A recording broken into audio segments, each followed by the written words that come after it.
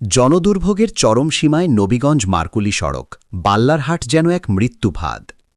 নবীগঞ্জ কাজিরবাজার মারকুলি সড়কের বাল্লারহাট বাজার এলাকায় জনজীবন এখন বিপর্যস্ত।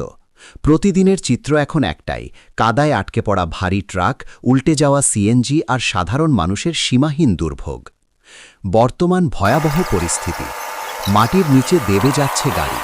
মাধবপুর ও বাল্লারহাটের মধ্যবর্তী স্থানে রাস্তা এতটাই নরম যে বড় কাঁধন ও ট্রাক চাকা দেবে আটকে যাচ্ছে, ফলে রাস্তার দুপাশে সৃষ্টি হচ্ছে দীর্ঘ যানজট। বিপজ্জনক যাতায়াত, জীবনের ঝুঁকি নিয়ে যাত্রীদের গাড়ি থেকে নেমে কাদা মারিয়ে হেঁটে পার হতে হচ্ছে। খালি গাড়িগুলোকে সাধারণ মানুষ ঠেলে পার করার দৃশ্য এখন নিত্য নৈমিত্তিক। ক্ষয়ক্ষতি ও দুর্ঘটনা, প্রতিনিয়ত ছোট বড় গাড়ি উল্টে গিয়ে জানমালের ব্যাপক ক্ষতি হচ্ছে। বিশেষ করে মুমূর্ষু রোগী ও শিক্ষার্থীদের ভোগান্তির কোনো শেষ নেই। প্রশাসনের দৃষ্টি আকর্ষণ, হবিগঞ্জ জেলার এই গুরুত্বপূর্ণ সড়কটি দিয়ে প্রতিদিন হাজার হাজার মানুষ যাতায়াত করেন। রাস্তার এমন ভয়ঙ্কর অবস্থা আমাদের যাতায়াত ব্যবস্থাকে পঙ্গু করে দিয়েছে। আমরা আর কতকাল এমন দুর্ভোগ পোহাব?